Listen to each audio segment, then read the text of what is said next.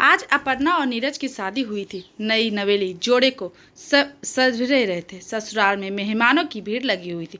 जो भी नई दुल्हन को देखा तो उसकी खूबसूरती देखकर कहता कि नीरज की किस्मत बहुत अच्छी है। शाम को अपर्णा का खूब अच्छे से श्रृंगार किया गया। लाल रंग के भारी लहंगे, मेकअप और गहनों के रूप को और भी निखार दिया था। उसे सजा संवर कर उसने कमरे में पहुंचा दिया गया था। कमरे के गुलाब के फूल और गेंदे के फूलों की बड़ी मनवाहर सजावट की गई थी। फूलों की खुशबू से अपर्णा का दिल भर की सारी थकान शुरू हो गई थी। वह अपने पति के आने की बेसब्री से इंतजार कर रही थी। सुहागरात की सीट पर पति के संदिग्ध में कुछ एकांत के क्षण बिताने को व्याकुल बैठी थी। सहेलियों द्वारा बताए गए पहली रात के अनुभव को सोच सोचकर वह रोमांचित हुए जा रही थी। तभी नीरज कमरे में आया। अपर्णा के घूंघट और लंबा खींच लिया और छुई मुई से सिमट गई। नीरज भी अधीर हो आगे बढ़ा और अपर्णा के पास पलंग पर बैठ गया। अपर्णा का दिल इतनी जोर से धड़कने लगा जैसे खुद बाहर आ जाएगा। उसकी अपने अनियंत्रित होती सांसों पर काबू पाने की कोशिश करते हुए घबराहट के मारे अपने सूखे ओठों को जुबान के तार करने की कोशिश में नीरज को धीरे से अपनी पत्नी की हथेली को थामते हुए कहा, तुमने कुछ खाया? अपर्णा ने धीरे से सहमति में सिर हिला दिया। नीरज ने धीरे से उसका घूंघट उठा दिया और उसके बाद से सुंदर मुखड़े को ताकते हुए कहा, तुम बहुत खूबसूरत हो। मन में सारे अपर्णा के गुलाबी गाल और भी लाल हो गए। माँ उसके गालों को सैकड़ों गुलाबों की कलियां खिल उठी। अपर्णा का चेहरा सजन के मारे छप गया। नीरज उसे देखकर मुस्कुराकर उसके सूखी ओठों को नजर पड़ते हुए नीरज ने पूछ बैठा, तुम्हें प्यास लगी है? क्या पानी दूं? अपर्णा ने सोचकर पति की ओर देखा। क्या मैं इतनी खुश नसीब हूँ कि मेरी इतनी परवाह करने वाले जीवन साथी मिल गया है? तब तक नीरज उठकर बगल के टेबल पर रखे पानी के जग में से एक गिलास के ठंडा पानी निकाल चुका था। वह अपर्णा के करीब आया और पानी के गिलास उसकी ओर बढ़ा दिया। अपर्णा ने गिलास लेने के लिए हाथ आगे बढ़ाया तो पति की उंगलियों से स्पर्श से उसकी संपूर्ण शरीर में झंझनाहट की एक लहर दौड़ गई। उसने कांपते हुए ओठों से पति को धन्यवाद कर पानी का गिलास अपने ओठों से लगा लिया। पानी पीने के बाद थोड़ा सहम महसूस कर रही थी। नीरज पुनः उनकी बगल में बैठ गया। उसने अपर्णा से कहा, तुम आराम से बैठो ना, अब मैं ये कमरा तुम्हारा भी तो है। अपर्णा धीरे से मुस्कुरा दी और आराम से बैठ गई। नीरज ने कहा, आज से हम दोनों पति पत्नी हैं, इसलिए मेरे फर्ज और जिम्मेदारी का सहयोग करना तुम्हारा भी कर्तव्य है। तुम्हें इस परिवार को दिल से अपनाना होगा। माथे पर कोई सिकन ले बिना मेरी माँ की हर आज्ञा का पालन करना होगा। मेरी माँ चाहे कुछ भी कहे, तुम्हें जुबान नहीं लगाओगे और उनके खिलाफ मेरे सामने कुछ भी नहीं कहोगे। मैं मन में बहुत प्यार भरा करता था और उसके खिलाफ कुछ नहीं सुन सकता था। अपर्णा के हसीन सपनों को एक झटका लगा कि उसके पति कौन से फरमान सुनाया जा रहा है। नीरज सपाट स्वर में आगे बोला कि तुम्हें मैं इसी उम्मीद से अपनी अर्धांगिनी बनाकर लाया हूँ कि तुम मेरी माँ की सेवा करोगी। आज के बाद से मेरी माँ को एक गिलास पानी भी खुद से लेकर मत पीने देना। सुबह उठने से पहले घर की सफाई करके बाथरूम में उन्हें नहाने के लिए गर्म पानी की बाल्टी तैयार कर देना। उसके बाद खुद ही नहा धोकर उनको पूजा की थाली तैयार करके देना। उसमें पूजा खत्म होते ही उनके लिए तैयार हो जाना चाहिए। माँ को साफ सफाई बहुत पसंद है तो उनके कमरे की सफाई विशेष रूप से ध्यान रखना और नाश्ते से लेकर खाना तक सब कुछ मेरी माँ से पूछकर ही बनाना। उन्हें यह नहीं लगना चाहिए कि तुम्हारे आते ही रसोई में अपनी मनमानी शुरू कर दी है। और एक बात, तुम्हें बार बार मायके जाने की जिद मत करना। तुम चली जाओगी तो यहाँ की जिम्मेदारी कौन निभाएगा? अब अपर्णा सर घुमाने लगा। उसने अचानक ऐसी सुहागरात के बारे में कहीं नहीं सुना था। उसने तो कल्पना भी नहीं की थी कि उसका पति सुहागरात की नहीं, इतनी सारी शर्तों और नियमों का बोझ उसके ऊपर डालने वाला है। उसका दिमाग चकराने लगा। वह सर के भाव से कविदा होकर जा चुकी थी। वह विश्वास नेत्रों से नीरज की चेहरा धुल रही थी। नीरज आगे बोला, पिताजी की मृत्यु के बाद माँ ने बहुत दुलार से पाला है, इसलिए मैं अपना फर्ज निभाने से कभी पीछे नहीं हटूंगा और तुम भी उससे ऐसी ही इज्जत करना। और एक बात, कभी भी तुम कोई भी बात माँ को मत कहना। वो कहे तो सर झुका कर लेना। उससे झगड़ा करोगी तो मेरा प्यार से हाथ धोगी। यह उम्मीद तो बिल्कुल भी मत करना कि मैं कभी भी माँ के सामने तुम्हारा पक्ष लूँगा। मैं जोरू का गुलाम नहीं कहलाना चाहता। माँ की बात तुम्हें सही लगे या गलत, उसमें कोई फर्क नहीं पड़ता। इस घर में माँ ही हमेशा सही रहेगी। नीरज ने अपनी बात करते हुए कहा। कमरे के अंदर सन्नाटा छा गया और भीतर ही भीतर क्रोध से उभरने लगी। शायद उसकी जगह कोई और भी स्त्री होती तो ये सारी शर्तें सुनकर उसकी भी यही दशा होती जो इस समय अपर्णा को हो रही थी। नीरज अपनी माँ की बातों कहकर हल्का महसूस करने लगा और अपर्णा की खामोशी से वो मौन सहमति सोचकर वह प्रसन्न मन से उसको बाहों में भरने के लिए आगे बढ़ना।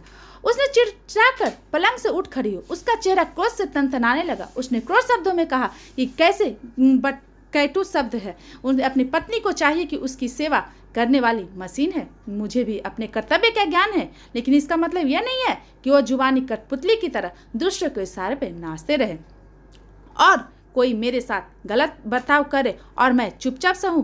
किसी को सम्मान देने का मतलब यह नहीं होता कि उस इंसान को गलत बातों पर भी सिर झुकाकर मानते रहो। अगर सम्मान चाहिए होता है तो उसी अनुरूप व्यवहार करना चाहिए। यह तो आपने सुनी ही होगी, आपने इज्जत खुद ही के हाथों में होती है। जैसे कर्म करते हैं उसी के आधार पर हमें इज्जत मिलती है। मैं ससुराल के प्रति सभी फर्ज निभाने के लिए तैयार हूँ, क्योंकि अब यही मेरा घर है, मेरा नया परिवार है। लेकिन इसका मतलब यह नहीं है कि मैं अपने मायके को भूल जाऊंगी। जिस तरह आपकी माँ ने आपको प्यार से बड़ा किया है, उसी तरह मेरे माता पिता ने भी मुझे प्यार से पाल पोस कर बड़ा किया है। ये क्या शादी के बाद उन लोगों के प्रति मेरे कोई फ़र्ज नहीं रह जाते? आपने मुझे तो मेरे फ़र्ज गिना दिए। अब आप बताइए कि आप मेरे परिवार के प्रति कितने फ़र्ज निभाएंगे? मैं तो आपकी माँ की सेवा करने के लिए तैयार हूँ, लेकिन क्या आप मेरे माता पिता के प्रति कोई फ़र्ज निभाएंगे? आपसे उम्मीद करते हैं कि अपने माँ के आगे जीवन सर झुकाकर उनकी बातें मानते रहोगे? फिर आप मुझे ऐसे मायके जाने से क्यों रोक रहे हैं? क्या मुझे आपकी माँ से प्यार नहीं है? जब अपर्णा लगातार बोलती रही तो नीरज अब शब्द होकर उसकी बातें सुन रहा था। उसे अंदाजा भी नहीं लगा था कि पहले ही रात को इतनी शर्मीली दुल्हन उसे इतना सुना देगी। लेकिन नीरज को बिना सिर पर अपने बातों को अपर्णा मुंह खोलने पर मजबूर कर दिया था। नीरज हैरानी से बोला कि तुम यह सब क्या कर रही हो? एक लड़की शादी के बाद जब ससुराल आती है तो ससुराल में ही उसका घर होता है, तो मायके के सारे फर्ज तो केवल अपर्णा ने इसी बात को बीच में काटते हुए कहा। जी हाँ, आपने सही कहा, यह ससुराल है और यह मेरा घर है। मैं कोई नौकरानी नहीं हूँ जो पगार लेकर आपके परिवार की चाकरी करूँ और कुछ गलत होने पर मुंह भी न खोलूँ। मैं भी इस परिवार के सदस्य हूँ। अगर मेरे साथ कुछ गलत होता है तो मैं विरोध जरूर करूँगी। अगर घर में प्यार भरा माहौल चाहिए तो मुझे भी थोड़ा प्यार और सम्मान चाहिए। मैं कोई पागल हूँ जो बिना बात को सासू माँ से झगड़ा करने जाऊँगी?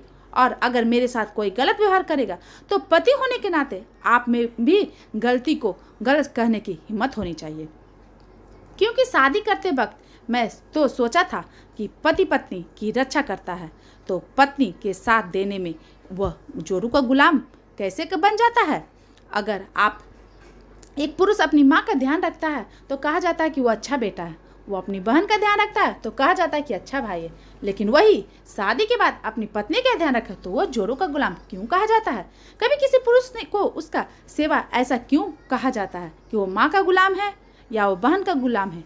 यही सब भेदभाव नई दुल्हन को ससुराल से जुड़ने नहीं देती और एक बहू अपने आप को उस घर में पराया जैसा महसूस करती रह जाती है।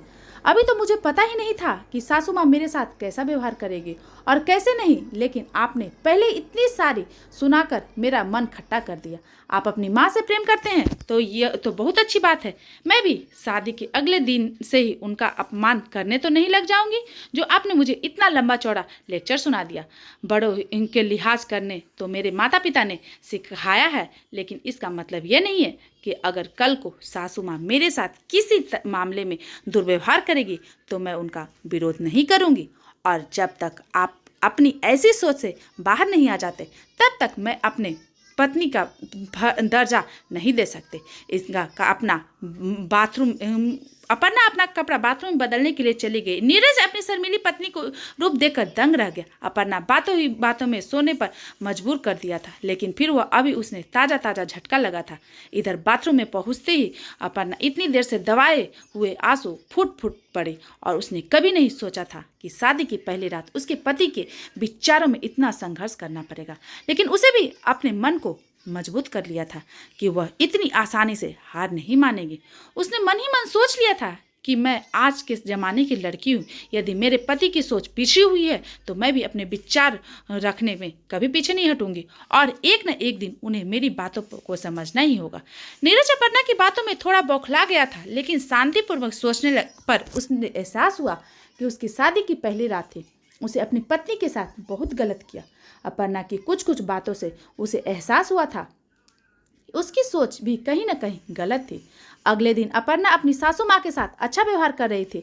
अपर्णा के साथ मालती जी भी बहू के साथ ठीक ठाक व्यवहार कर रही थी, लेकिन नीरज अपनी बेवकूफ़ी से पत्नी का दिल तो बहुत दूर जा चुका था। नीरज ने मन ही मन ठान लिया था कि वो अपनी पत्नी को भूल को सुधारेगा और अपनी पत्नी के नजरों में अच्छा पति बनकर रहेगा। उसे पता था कि इतने खुले विचारों वाली लड़की है, उसे माफ़ जरूर कर देगी। नीरज को एहसास हो गया था कि रिश्तों को जोड़ने के लिए शर्तों की जरूरी नहीं, बल्कि इंसान को आपस में प्यार और व्यवहार ही किसी रिश्ते को भविष्य तय करता है। शादी के 1 महीने बाद अंदर नीरज ने अपर्णा को मना लिया और नीरज द्वारा बताई गई शर्त को सूची को तो कब को ध्वस्त हो चुकी थी। अपना दिल तो अपनी सास की इज्जत करती थी, उसकी सेवा करती थी। अपर्णा की सास भी घर के कामों में बहू की मदद करवा दिया करती थी। कुल मिलाकर सभी प्रश्न ये थे कि नीरज अभी शादी की पहली रात के बारे में सोचता तो अपनी बेवकूफ़ी भरी बातों को याद करके शर्मसार हो जाता। अपर्णा ने उसे दिल से माफ़ कर दिया और दोनों पति पत्नी खुशी दाम्पत्य जीवन जी रहे थे। हालांकि विचारों के मतभेद तो अभी भी जारी था, लेकिन कभी अपर्णा नीरज के बातों को समझ लेती तो कभी नीरज अपर्णा की बातों को समझ लेता था। तो दोस्तों, कभी कभी पति पत्नी के दोनों को विचारों में जमीन आसमान का अंतर होता है। तो ऐसे में शांतिपूर्वक ढंग से अपने विचारों को एक दूसरे तक पहुंचाना चाहिए और बातचीत द्वारा हल निकालने की कोशिश करनी चाहिए। दोस्तों, अगर आपको हमारा यह वीडियो पसंद आया तो प्लीज़ वीडियो को लाइक करें। चैनल पे नए हो तो चैनल को सब्सक्राइब करें, ज़्यादा से ज़्यादा लोगों में शेयर करें और हमें कमेंट करके ज़रूर बताएं। और हाँ, बेल बटन को दबाना ना भूलें ताकि सबसे पहले अपडेट आपके पास पहुंच सके। धन्यवाद।